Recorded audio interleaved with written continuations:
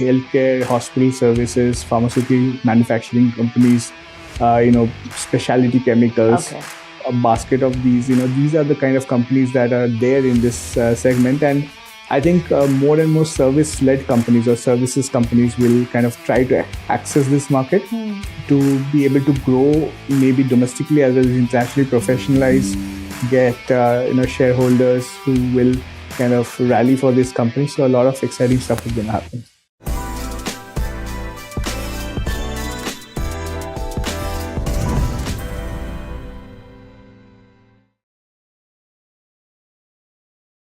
Hello everyone and welcome to Market Pillars Uncovered. I'm Avan Dabash. Here's where we really uncover the engines behind India's financial transformation. Today we have with us a special guest. We have Mr. Abhishek Banerjee, who is the founder and CEO of Lotus Dew, a pioneer in AI-driven and AI-led investing in India with a special focus on SME gems. His work actually sits at a very interesting intersection of investor behavior, AI-led finance, as well as long-term wealth creation.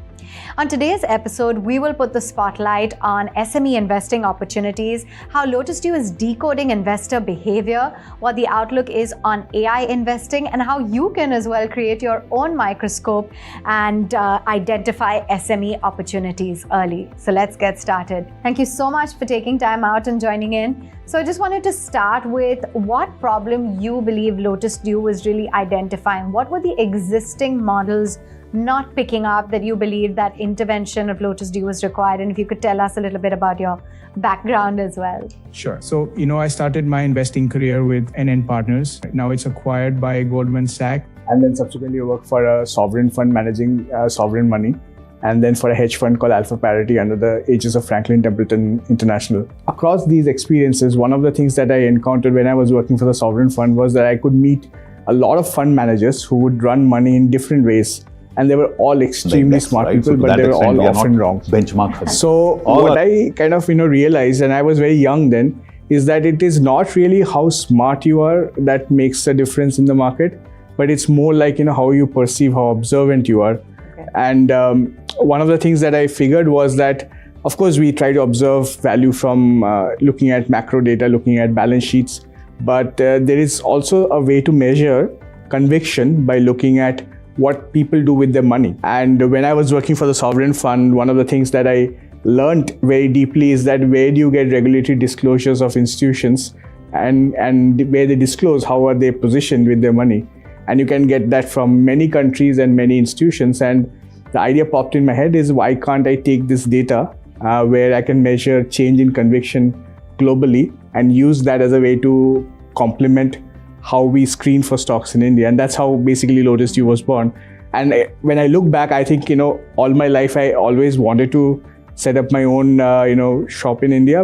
And every relation and every opportunity I had to work with an institution or somebody else, I was kind of working towards it for this eventuality. And that's the way I put it.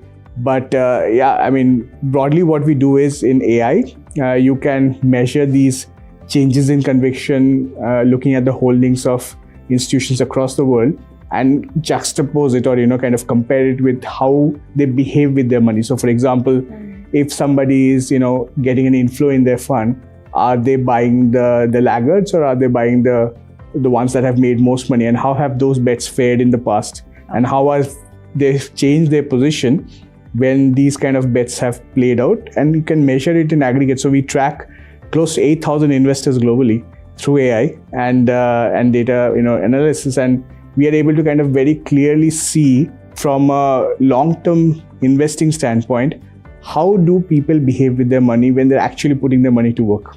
And that's kind of that's what we really do.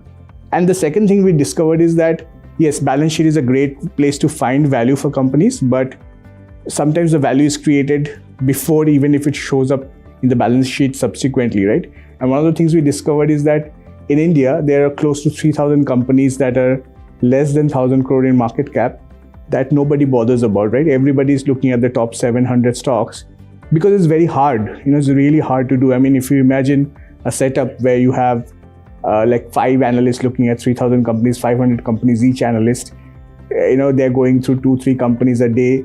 Their 250 business days, it's an intractable problem. By the time they cover the universe, they're back to square one because 1 year would have passed. So either you need a lot of people, which means that you need to kind of fund that operation, and therefore you need a large, very large fund, which cannot be deployed because the market cap of these companies are pretty small.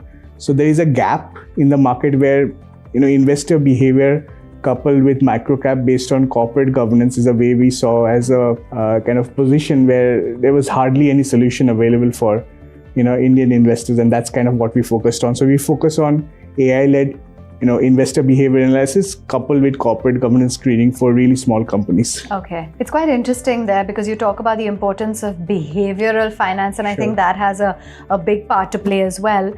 So with this kind of in-depth knowledge, the fact that you've unearthed a lot of focus on SMEs, how big is this opportunity? How promising is it for SMEs, for a retail investor? It's going to be a opportunity of a generation, really. Because, I'll give you the stats, right? So there are about 5 crores SMEs that exist in India, and the growth rate of SMEs by far above GDP, right? Second point is that if there's a lot of reports that you can see where you can see that about 5 lakh of these SMEs have the balance sheet that it would take to kind of get listed. Obviously, most won't list because of many other reasons. But even let's say 1 or 2% of this universe list, while this universe is growing, I think in the next 10 years we'll have more companies listed in the SME segment than we would have in NSE and BSE combined. So it's going to be probably 10,000 companies listed on this exchange, and it's just humanly not possible to track 10,000 companies through fundamental way of analysis, and therefore it really presents an opportunity where if there is a way to kind of uncover these hidden gems as they come through, as well as find long-term investing opportunities about these really capital hungry companies that have traditionally been served by mid-market, private market, and now they can kind of get access to public money, which is almost like a UPI moment for mid-market. Okay, so you're really calling this a huge opportunity. So given all of your observations that you've gone through, the fact that you're saying that it's going to be a golden opportunity, the era for these SME companies, if you could identify or nail it down to 3 sectors within the space that you think look promising, which would they be? So I think it's very clear. Capital goods, services and pharmaceuticals, these actually comprise of the maximum in terms of sector weights in the current SME listed companies. And it's very clear, right? Services companies usually do not have assets that they can use to kind of borrow. So they are kind of capital constrained unless they can find external capital. Many of these companies will do really well in terms of growth, but they're not VC kind of models where, it's hyper scalable. So there is a gap, right? You have these really, hyper scaled companies which VCs like, and you have these really stable companies that banks like in terms of bank loans. But in the middle, that's the mid-market, there is literally, as we stand today, there's probably, a little bit of private equity that plays in, and mostly it's, promoters pledging their personal assets to kind of borrow and fund this company, or it's going to be some external partner who joins the business, and it's often a reason for conflict. So there is need for such capital in the sectors like capital goods, right, where you can have fixed capital formation through investing. Most of these listed companies come from capital goods and manufacturing, maybe textiles. A little bit of it is in services, about 17-18%, and 17-18% in healthcare. By the way, even in the big indices, healthcare is not such a big part of the market, and this market, healthcare is a pretty large part. And we all know healthcare is going to be super important. So you think that's going to be one of the booming sectors? So I think healthcare, hospital services, pharmaceutical manufacturing companies, specialty chemicals, a basket of these. These are the kind of companies that are there in this segment, and I think more and more service-led companies or services companies will kind of try to access this market to be able to grow, maybe domestically as well as internationally, professionalize, get shareholders who will kind of rally for this company. So a lot of exciting stuff is going to happen. So given that you're leveraging AI, you're using behavioral patterns, which are the 3 SMEs that you identified, the gems that you identified before the market or ahead of the market? So we found a company that's listed in the SME segment that exclusively works on visual effects for Hollywood studios. Okay. Right. So it's a service company. It's a company that basically has export revenues, but it's recession proof, because we all know that when markets are not doing well in terms of economy, people consume more entertainment, right? So if they're working on entertainment, it's kind of a service which is recession proof, which is kind of antithesis of most of the IT services companies that are listed, because they really, the major market for them is banking and financial services, and in a recessionary environment, they kind of do not do really well. So we found this company. We also found companies that basically manufacture nitrates, which is they are a dominant player in nitrates, and they are listed. We found companies that are healthcare services provider, a hospital that is doing really well. That's a great prospect ahead. So there are these tiny companies that we found, but they are very interesting opportunities on their own. You wouldn't find any other company in any other segment of the market which works on visual effects, for example, or has a gaming future. So these kind of companies are available in the SME segment, which are not generally available in the main board. Okay, hence they're called hidden gems, I guess. Yeah. So I'm sure there must be something more to it, that what is helping in identifying some of these great opportunities, these multiplier level returns. Can you just share a little bit more about what those insights are, the secret to spotting them? Yeah, so there is, the main thing about identifying companies is that, you work with secondary data, which means the data that is given out by companies. The challenge for analysts is that how well do you trust this data, because there have been many instances of fraud by listed companies. So these are really small companies, so it's very hard to, the auditors might not be auditing any other company. It's just one auditor who audits this particular company which is listed. So the data that you're getting, I mean, you have to be really circumspect about the data that you see, even though it's kind of verified and audited. One of the things we have learned is that people are okay to lose money, but people are very, very reluctant to lose reputation, right? So what we really want to track is how reputable is the board, right? How well are these people who are on the board linked to these companies professionally? What kind of reputation do they bring to the board, and how much reputation do they stake in terms of losing should they associate with the wrong kind of company?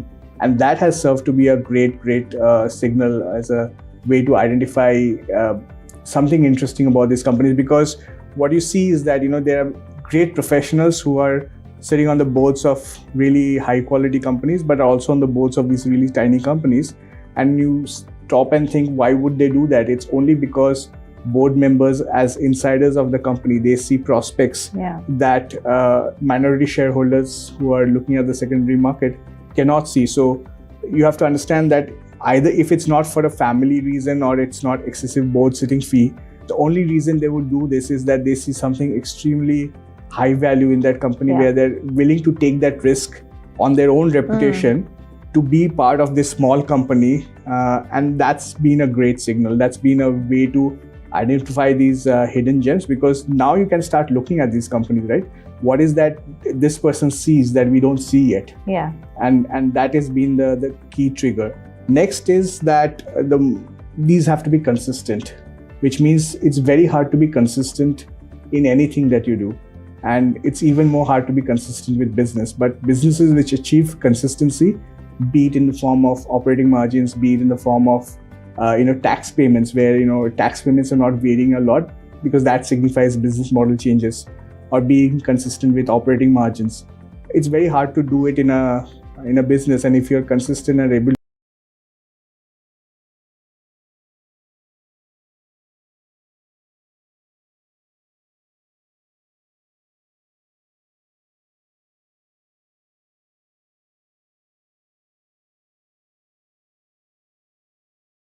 that, and because you're listed, we can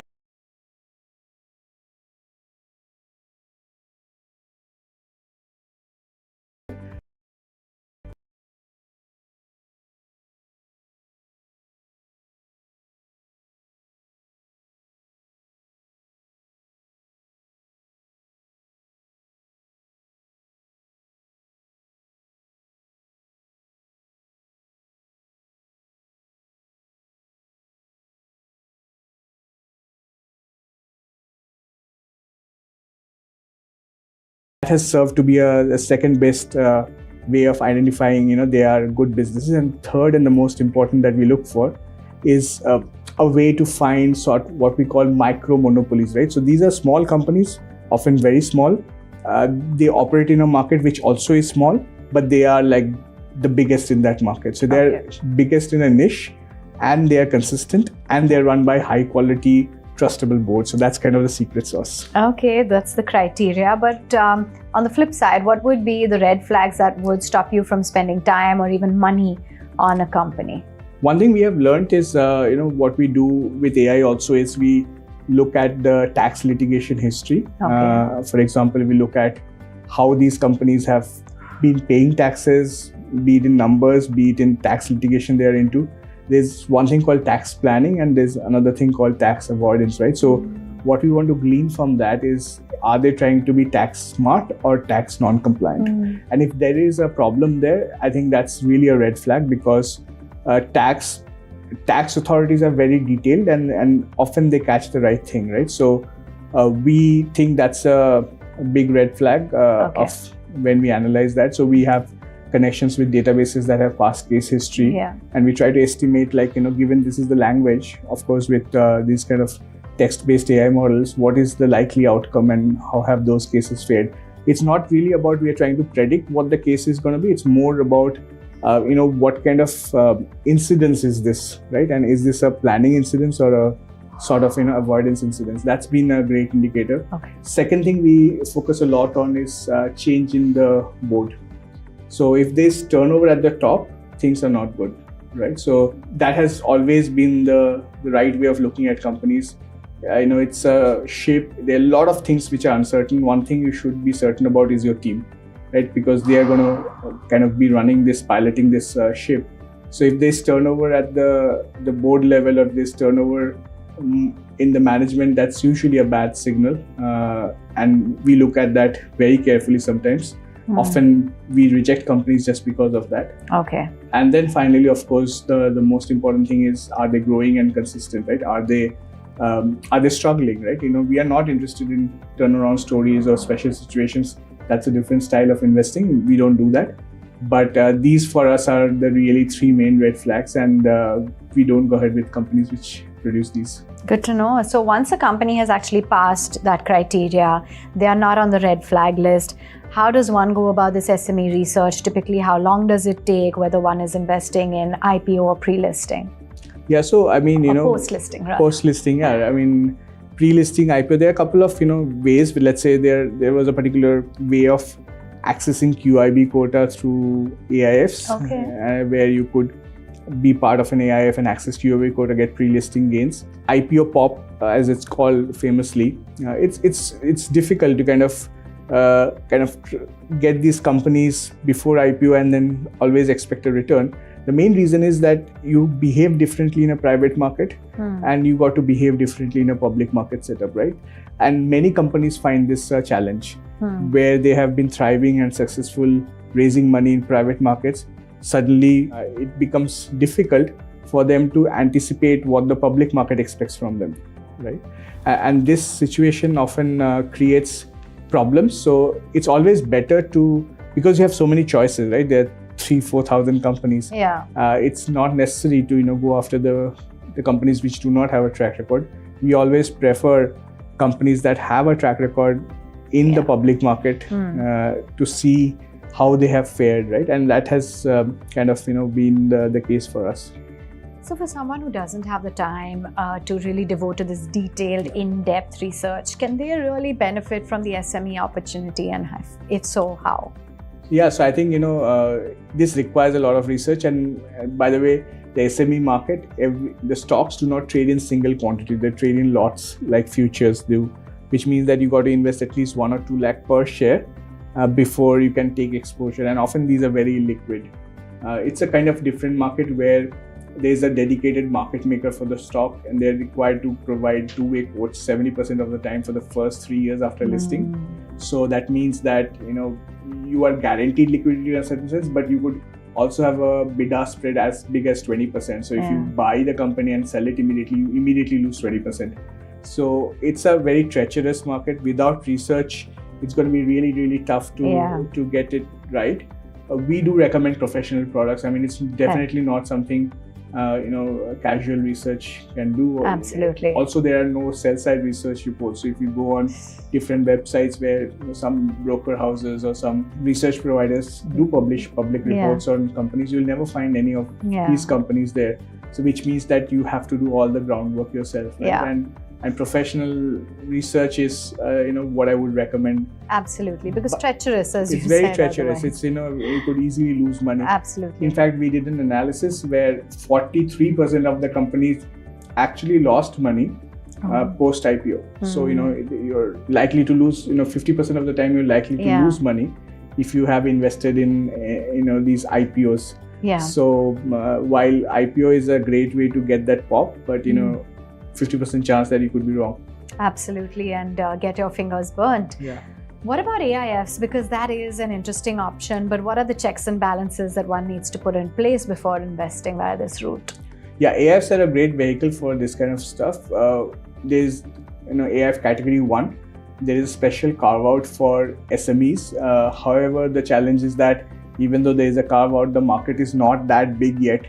Where you can have an AIF which is purely focused on SME, which means that for a professional fund manager, unless they're able to deploy at least 50 crores in a market, the market just doesn't exist, right? So the SME market that we see and the number of companies that are there, the good ones, they can hardly absorb any amount of capital close to that. So there's category 1, there's no product there. There is, of course, other categories of AIF, let's say, where people are pooling in money to invest pre-IPO and then hold it for 180 days post-IPO and try to earn a return there. There are PMSs which offer products which have some exposure to SME. But it's really, when I look at this market, it reminds me of how the markets were back in 1980s, right? Where you had only one managed product like UTI. And there was literally no mutual funds. It was a brokered access, a broker bana ke deta tha, that was the... Yeah. And what about behavioral alpha? Because you've spoken about that versus just price momentum. Yeah. What is the importance? See, behavioral alpha is quite important when you're trying to understand the global trends. Okay. What I explained, right? When we track this investor behavior of 8,000 investors, what we find is that different professional investors behave differently with behavioral biases like anchoring, loss aversion, looking at things like basically recency bias. All these actually, everybody is human. They do get impacted and influenced by these kind of biases. Even I do. But it's, it's how you behave with these biases with the money which really drives how you are as a institution or a portfolio manager.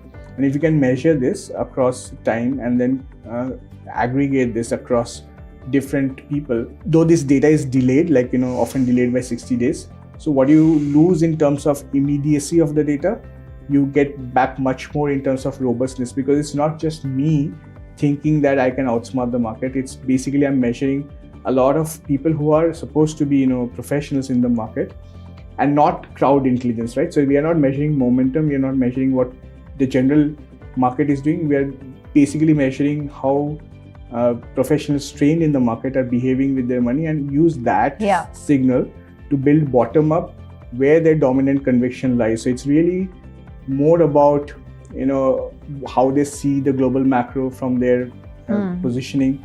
It's more about how they essentially move the money in terms of inflow or outflow relative to these kind of biases. Yeah. So we are able to measure that through, a lot of software that we have built, and that allows us to really, tease this out. Absolutely. So when your days are not filled with AI and software and decoding SME trends, what is it that keeps you busy? I really don't have any other hobby than markets. Really? Yes. So that's your passion. That's good to know.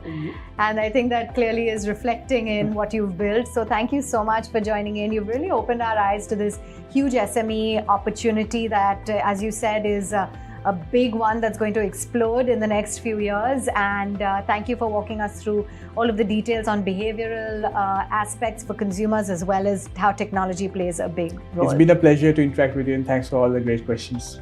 Of course.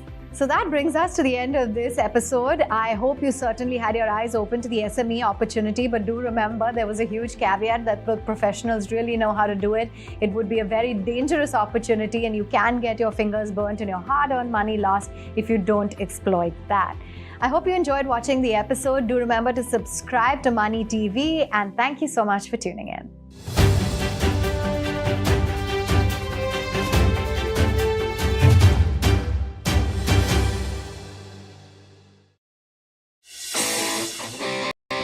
$1,100 to $1,200 SMEs are have already got listed. They have already raised 50,000 crores, and the market capitalization has touched almost 4 lakh crores. So this is the value this SME platform has created and opened the gate, in fact, for many of the SMEs. Because in India, the major problem is that all the SMEs are dependent on one source of financing, this debt financing.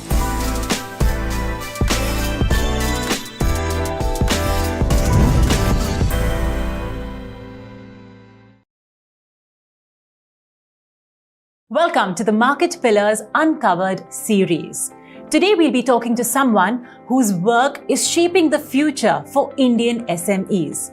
Mr. Ajay Thakur, the CEO of TGI SME, is a man and a visionary leader who's working with SMEs on equity access as well as growth and strategy. Today, on this MPU Education series, we'll be talking to him on how exactly are the opportunities in investing in SMEs, in startups, and also to help you identify any possible red flags.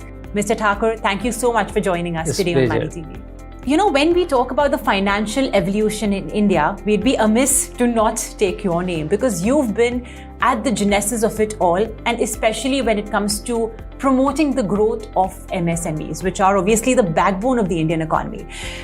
I want to rewind the clock a little bit and talk about what exactly is it that brought you into this world of not just finance and capital markets as a whole, but more specifically SMEs. Let me tell you, I was associated with the stock exchange since 1996, handled various departments in the challenging role. In 2010, when SEBI came out with the guideline on SME platform, a stock exchange was looking for a person who has got a exposure in the capital market, who understands the capital market, who can take the role of this new platform. And during that time, the management of BSE decided me to handle the SME platform, put me in charge. Though it was very challenging at that point of time, I was little bit depressed because you have an OTCI which was launched for this purpose only, and the guidelines were more or less same. And even the feedbacks on this SME platform was very negative. So at that point of time, I was very hesitant whether to take the responsibility or not. So even in the stock exchange, people were not so optimistic about this platform. Then I, thought of taking the feedback of last person, and then I would have decided whether to take the responsibility or not. But that gentleman, told me that I don't know how it comes from his mouth because he was an IT person. So he told me that, no, Ajay, I think that you are the most capable person to take the responsibility and you can make it a success. And from there, I don't know what motivated after that to me. And so I went to the MD of BSE and told him that I am ready to take this responsibility and put my whole heart on this. And from there, this journey started. But it took almost from there also almost 2 years to bring all the stakeholders. I was not getting the merchant banker, I was not getting the company because everybody was very much pessimistic. No one want to build the cat. Why should I go and get listed? So neither you have got a company nor you have the merchant banker. So somehow I got one merchant banker, a young guy who had just started his merchant banking division, Sripal of Ariman. Then we got a company, BCB Finance. It was an NBFC company. And after a lot of efforts, finally we launched the SME platform on 13th March 2012. with the listing of BCB Finance. So that was the first milestone that, from the place of disbelief, at least we proved that yes, this SME platform can be launched. So from there the journey started. All the employees, the MD, the CEO of BSE, all were very cooperative. They were motivating me, they were encouraging me, they have given me free hand. And that was the reason that I traveled across the length and breadth of the country, met almost 42,000 promoters, spoken on 2,500 seminars, given a lot of interviews. And finally today you are seeing that the success has come. Both BSE and NSE have got their own SME platform. Altogether 1100 to 1200 SMEs have already got listed. They have already raised 50,000 crores and the market capitalization has touched almost 4 lakh crores. So this is the value this SME platform has created and opened the gate, in fact, for many of the SMEs, because in India the major problem is that all the SMEs are dependent on one source of financing, is debt financing, and that many of the times create a deep hole in the balance sheet and PL account of the company. They come into a stress. So with equity funding coming into the side of the small and medium enterprises, and which are, you have rightly said that they are backbone of our economy and we need to make them strong. Okay, so everybody, whether you government, from our side, the stock exchanges, and we all have put the efforts to ensure that we can give them and the access to the equity and take them to the next level. I think this kind of a success journey and story does require chronicling, if not by a movie, then by a book, and that's the reason why, very rightly so, you have chronicled your experiences in your new book, and that's Vision to Victory. 40,000 promoter conversations, I'm sure it's been sort of touched upon in the book. Could you tell us a little bit about it? I have not touched upon. First, I have talked about little bit about myself, my journey, and what created that toughness or resilience inside me. And from there, how it was, of course, a very difficult journey. Many things you can't write. Because the conversation, when it goes on for hours and hours and days, and when the success rate is in 0.001%, many times there are chances that you feel depressed, you feel demotivated. But some or other things keep me going, and I kept on meeting promoters. And when one promoter becomes successful post-listing, when their turnover profits goes up, that acts as a big booster to me, and that keeps me moving. So of course I have chronicled everything into the book to make the people understand that the initiatives taken by the government, the SEBI, and the work that has been put behind by the stock exchange employees and me at the center, then it becomes successful. And I have also illustrated some examples of those SMEs which have become successful. I have illustrated examples of the merchant banker. I have talked about the role those merchant bankers have played, because most of the time intermediaries don't get acknowledgement, though they put a lot of hard work. Through this book, do you also want to perhaps bust some myths as to what actually goes on behind the scenes and what really goes behind helping an SME list successfully, perhaps even building an SME? Because many times it happens that investors have it in their mind about vilifying certain promoters or vilifying the merchant bankers. Like you mentioned, they're the first one to get the brickbats.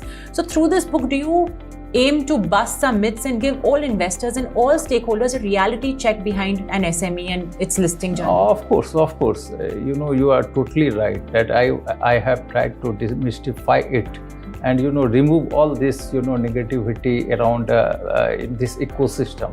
So that was the reason that at least people should understand that what goes behind making a SME listed. Because what happens, if you see the whole guidelines of SEBI, as far as the compliances are concerned, even on the SME platform, it is one and the same as that of main board. So there is no relaxation as far as compliances for listing is concerned. Post listing there are compliances, criteria there are compliances, but relaxations on the criteria there are relaxations, but in the compliances there was no relaxation. So a merchant banker on the main board, whatever he does, the same work is being done by the SME merchant bankers. So a lot of efforts, hard work. Now, when you talk about the main board company or the large company, they have the bandwidth, they have the company secretary, they have the finance guys, they have HR, everything in place. Okay, all whatever you require, everything is in place. For the merchant banker, it's easy to do the compliance and file the prospectus of the large company. But in the case of small companies, they don't have. Okay, so merchant banker has to do the same work.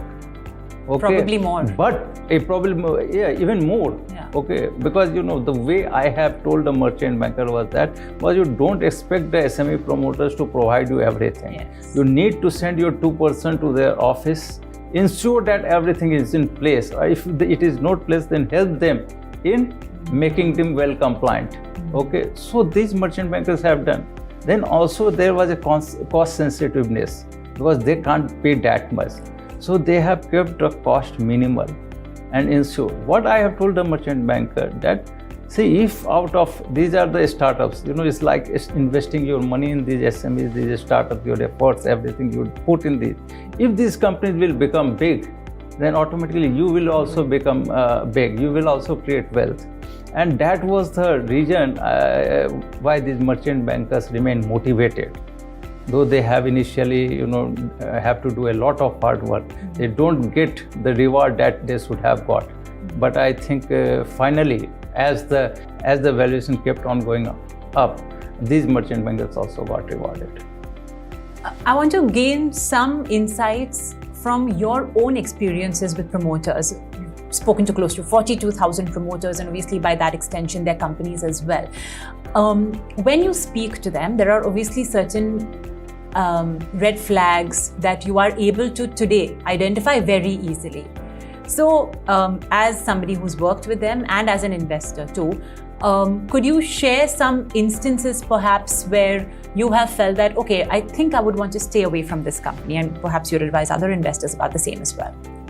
Right. See, first thing, what we see in the promoters, whether he has got long-term vision or not. Okay. Whether he has got trading mindset, okay, or he thinks that he takes the business as his own business, and whereby he wants that there should be succession model also. So, and fourth very important thing is from taking everything or putting everything in the books, whether the balance sheet, PL account is clean or not, or there is diversion of funds. Whether they are putting all the compliances, all the checks and balances in the company or not. Unless until these things we see, we don't suggest those companies to get listed. Many of the times when I go to the promoters, he has got very short-term view about his company. He doesn't talk about succession things. He always says that as long as I am in the company, this company will run, then we'll leave it. So if that is the mindset of the promoter, then normally we avoid those type of promoters to get listed onto the stock exchange. We always try to take those promoters on the stock exchange, even after meeting 42,000 promoters. I always suggest those promoters to get listed who wants to go for expansion of their company, who wants to take the company to the next level, who always have these things in the mind that investors, if they are investing in the company, they should not regret. If these things come out of their mouth, then that is the right promoter whom we chase to get listed. Many times, even those promoters, we need to chase a lot, because if out of 42,000, only 1,100-1,200 companies get listed, it means 90-95% companies have avoided getting listed. Now we have got almost 7 lakh small and medium enterprises, small enterprises there.